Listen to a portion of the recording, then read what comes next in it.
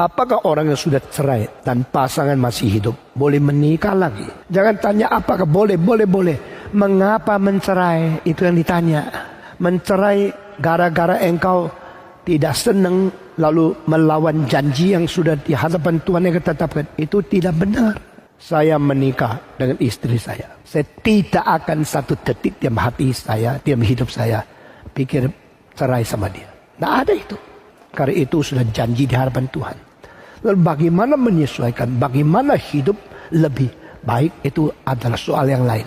Tapi tidak boleh ada pikiran cerai. Karena janji kepada Tuhan di dalam kesetiaan yang tekun dan konsisten itu harus ada.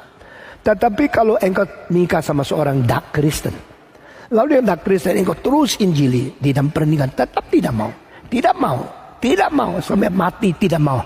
Akhirnya bilang bosan terus menginjili saya mau cerai, urusan dia. Alkitab mengatakan yang tidak beriman kalau mau pergi biarlah dia pergi. Jelas, Alkitab itu jelas. Maka orang Kristen tidak boleh mempunyai pikiran cerai dan tidak boleh melaksanakan perceraian. Dan hal ini jangan dipakai untuk pihak lain untuk mempermainkan. Lu kan tak berani cerai sama saya toh, maka saya bikin susah kamu. Pokoknya lu tak berani. Nah, ini sangat bisa dipakai oleh setan. Karena konsistensi kesetiaan cerai bukan untuk diperalat oleh orang lain. Ada satu pendeta di Amerika, istrinya rongrong dia. Karena dia tahu, you pendeta, tak mungkin you ceraikan saya. Terus menerus. Akhirnya pendeta ini marah luar biasa. Kalau begitu, saya mau ceraikan kamu. Dan saya menjadi orang Kristen biasa. Kalau sesudah terjadi begini, baru perempuannya ketakutan, mulai takluk. Nah saudara-saudara, jangan kita memperalat orang harus setia kepada aku, lalu kita sembarangan. Itu sangat tidak baik. Kita harus belajar bagaimana menghormati orang lain. Kalau dua orang berkelahi, sesudah berkelahi selesai, siapa omong dulu itu orang rohani lebih baik. Ada perempuan kalau sudah tidak senang sama laki-lakinya, dia mengatakan mati pun saya mau tidak nyopok, tidak mau bicara, biar dia ngomong dulu. Tidak boleh begitu. Kita mesti belajar memperbaiki how to make our relationship better, bukan how to worsen it. Segala sesuatu kesulitan, jangan putus harapan. Ada mungkin.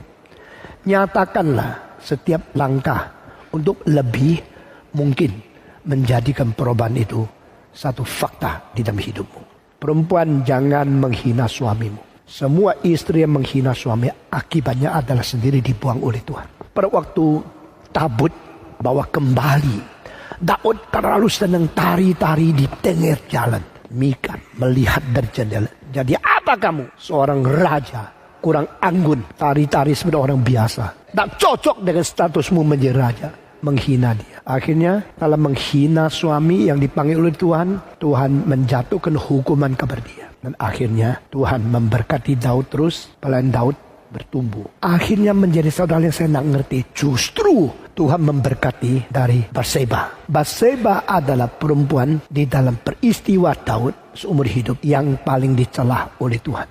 Tapi justru akhirnya Batseba yang dipakai Tuhan menjadi nenek moyang Yesus Kristus. Bukan Mika, bukan yang lain. Ini terlalu banyak hal dalam Alkitab yang saya tidak mengerti. Maka saya minta saudara, jangan terlalu cepat mengkritik. Jangan terlalu cepat mengadili orang dan ukuran engkau.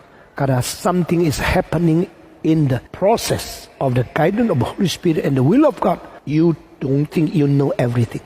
Dan biarlah kehendak Tuhan yang terjadi.